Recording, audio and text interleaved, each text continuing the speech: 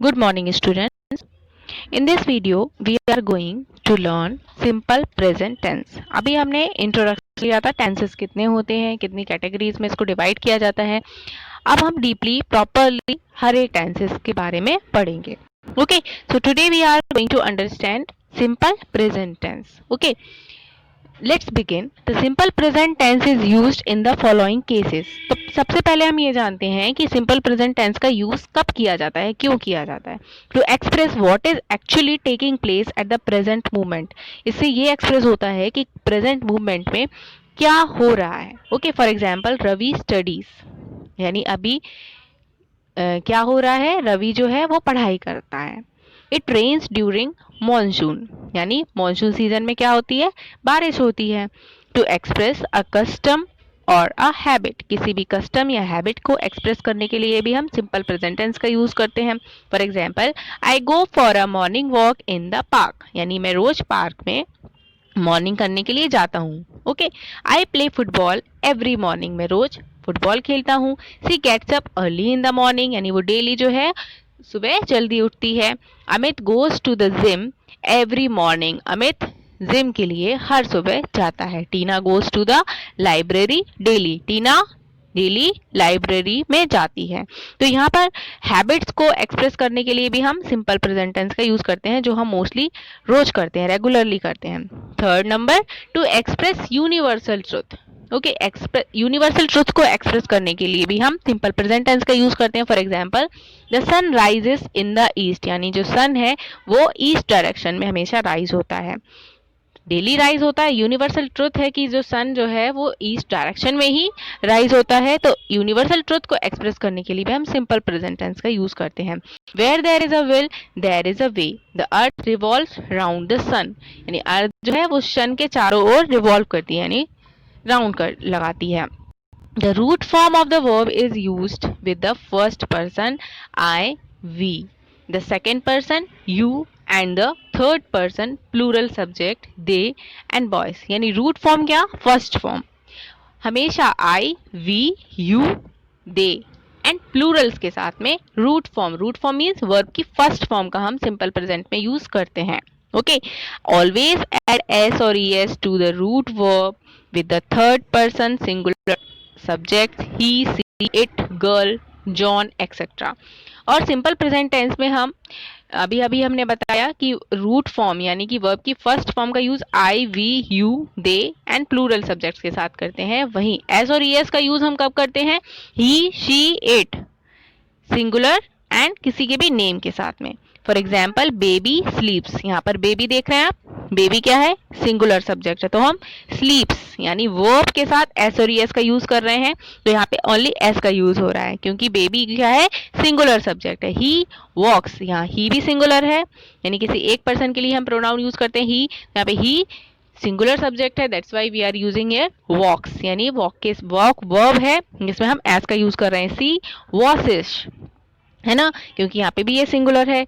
Snake क्राउल्स, नीलू dances, Akshay reads. तो हमने देखा अभी हमने वर्ब के साथ एस और ईएस का यूज कहाँ किया, जहाँ पे सारे सब्जेक्ट कैसे थे, सिंगुलर. और वहीं अगर ये सब्जेक्ट प्लूरल होते तो हम एस और ईएस का यूज नहीं करते. सपोज यहाँ बेबीज होता तो हम क्या स्लीप्स का यूज करते, नहीं करते. फिर हम कहते बेबीज स्लीप. ही की जगह अगर दे होता तो दे वॉक. शी की जगह अगर कुछ और होता, सपोज वी होता, तो हम वी के साथ क्या यूज करते हैं, वी वॉश. अंडरस्टैंड. तो हमें किसके साथ में एस और एस का यूज करना है और किसके साथ नहीं करना है, I am explaining it also properly. So now let's read the rules of simple present tense. Here is a chart of rules of simple present tense. तो यहाँ पे आप देख रहे हैं what is the rule of simple present tense, subject plus V1 और S और ES plus object.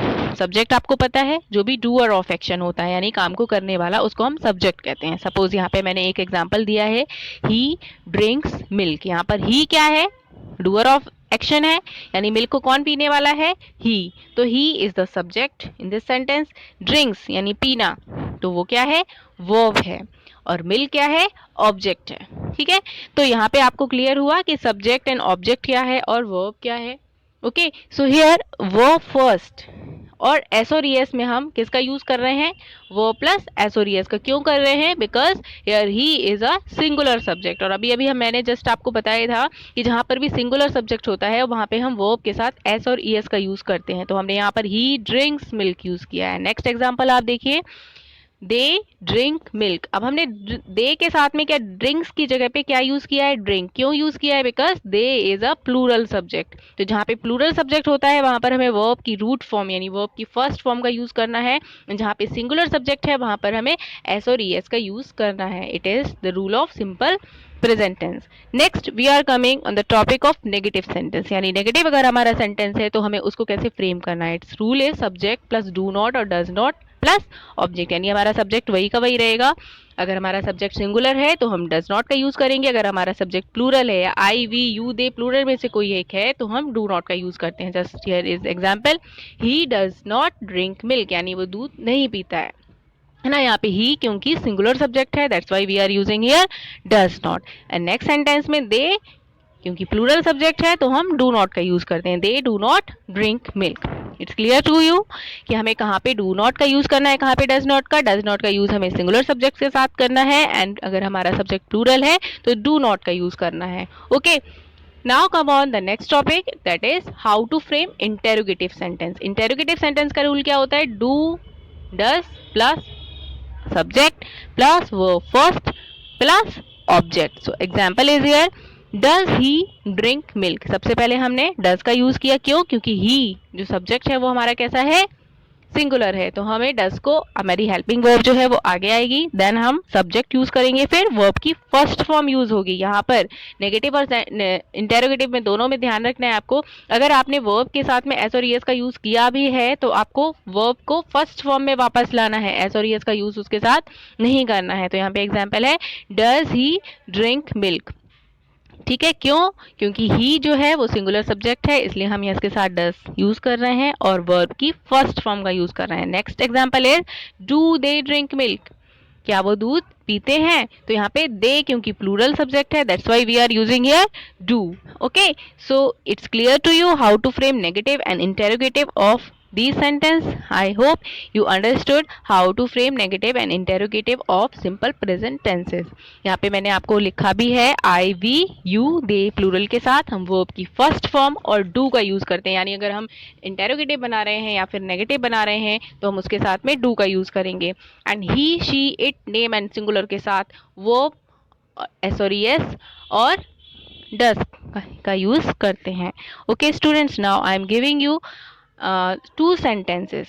Okay, मैं आपको सिर्फ 2 सेंटेंसेस दूंगी, आपको क्या करना है, उन सेंटेंसेस को नेगेटिव एंड इंटेरोगेटिव में फ्रेम करना है।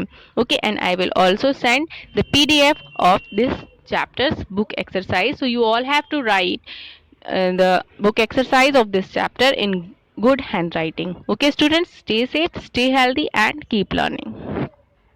Students, let's open page number 98. Okay, here is a book exercise. Write the following sentence in their negative form. यानी हमें इन sentences को negative forms में write करना है। First sentence is, the book fair starts on Saturday.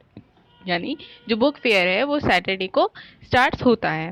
तो यहाँ पे subject क्या है, द बुक फेयर, है ना। अब नेगेटिव में क्योंकि हमें इस सेंटेंस को फ्रेम करना है तो हमें क्या यूज करना पड़ेगा, do not and does not. Subject के बाद में हम do not and does not का यूज करेंगे। तो बुक फेयर यहाँ पे सिंगुलर है, that's why we have to use does not. तो हम बुक फेयर लिखा, उसके बाद डज नॉट यूज करेंगे।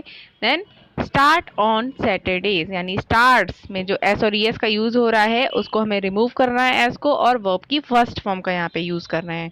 ओके स्टूडेंट्स, फिर हमने on Saturday note write down कर दिया है। Now let's read second sentence, they take exercise regularly. तो यहाँ पे सब्जेक्ट क्या है, दे के साथ हम डू नॉट या डज नॉट में से क्या यूज करेंगे, do not. Okay, so they do not take exercise regularly. अब यहाँ पर क्योंकि दे प्लूरल सब्जेक्ट था इसलिए इसमें एस और ईएस नहीं बल्कि वर्ब की फर्स्ट फॉर्म का यूज हो रहा था। तो हमें पता ही है कि जब हम नेगेटिव में सेंटेंस यूज करते हैं तो हम उसमें वर्ब की फर्स्ट फॉर्म का ही यूज करते हैं, एस और ईएस को हटा देते हैं, है ना। तो आपको ये केयरफुली ध्यान रखते हुए 3, 4 एंड 5 सेंटेंसेस को नेगेटिव सेंटेंस में फिर से चेंज करना है। Now students, let's move on page number 99। What is the book exercise here?